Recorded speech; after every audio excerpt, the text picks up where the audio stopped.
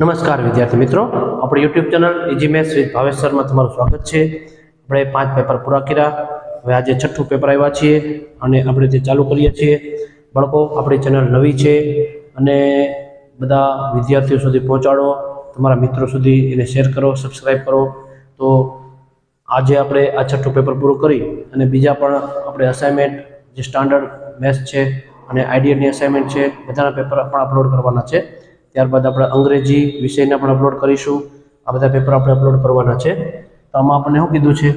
Paper 6 section B 2x² + 7x + 5 એના શૂન્યો શોધવાના છે.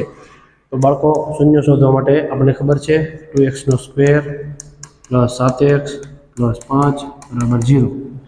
હવે આપણે આનો ગુણાકાર કરીએ તો 5 × 10 અને 10ના 2 ભાગ કરીએ અને સરવાળો 7 આવે. 2x² + 5 = 0 અને અહીંયા 2x આવશે, અહીંયા 5x આવશે અને હવે આપણે આમાંથી કોમન કાઢીશું. આમાંથી કોમન કાઢીએ એટલે આપણે 2x કોમન આવે તો વધે આપણી પાસે x + 1.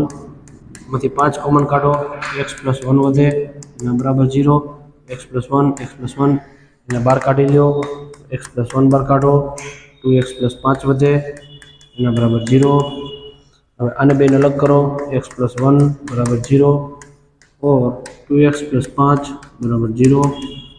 હવે આ એક જે છે તે આમ જશે તો -1 થશે और અહીંયા x = 5 આમ જાય તો માઇનસ થાય અને 2 જાય છેદમાં તો 5/2. બરાબર. આ આપણો 25મો દાખલો છે. હવે આપણે દાખલા નંબર 26 ગણીએ છીએ. આપણી પાસે જગ્યા છે અહીંયા, તો અહીંયા જ ગણી નાખીએ. 26મો દાખલો, એમાં આપણને કીધું છે 26મા દાખલામાં કે એવી દ્વિઘાત બહુપદી મેળવો જેના શૂન્યો -3 અને 5/2 હોય. શૂન્યો એટલે આલ્ફા બરાબર -3 આપ્યા છે, બીટા બરાબર 5/2 આપ્યા છે. બરાબર, -5/2 છે.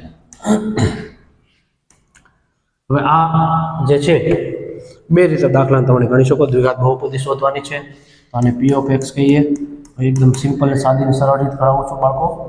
અને એક બીજી બે રીત છે, એમાં જે સહેલી રીત છે એવું કરાવું છું. અહીં આપણે x મૂકવાનો, x મૂકવાનો, આની નિશાની ફેરવીને 3 કરી નાખવાના, અને નિશાની ફેરવીને 5/2 કરવાના. રેડી? નિશાની બેની વિરુદ્ધ નિશાની કરવાની. માઇનસ હોય તો પ્લસ, પ્લસ હોય તો માઇનસ. આ બેનો ગુણાકાર કરીએ. આનો ગુણાકાર થાય x² પછી પ્લસ આ બેનો ગુણાકાર થાય 5x/2 પ્લસ 3×3x થાય, પ્લસના પ્લસ 5×15/2 બરાબરના બરાબર x² પ્લસ અહીંયા આપણે લસા લઈએ. તો લસા લઈએ તો અહીં બાળકો 5×5 5x પ્લસ 3×2 6x/2 અને 15/2 x² 6 અને 5 11x/2 પ્લસ 15/2. આ આપણો આન્સર મળે છે દ્વિઘાત બહુપદી. બરાબર.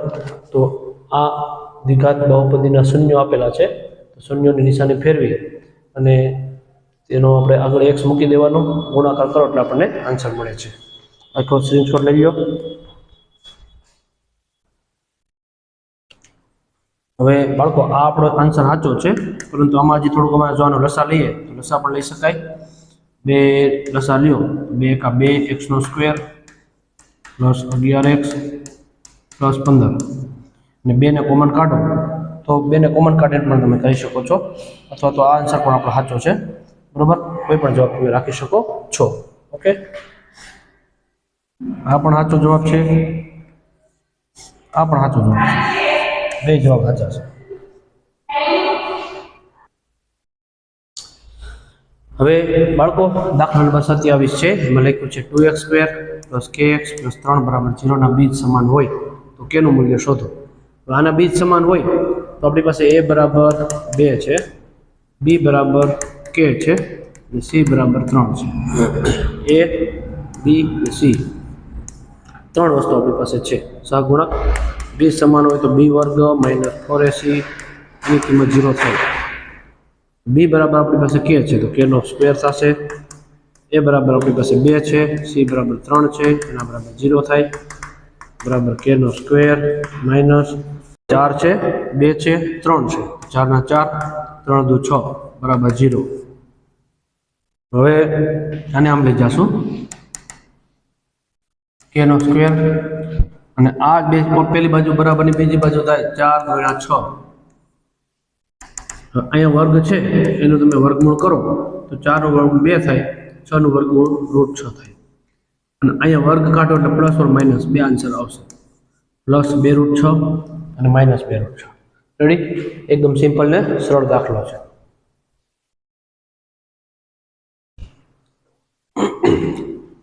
હવે બાળકો આપણને 28મો દાખલો આપ્યો છે.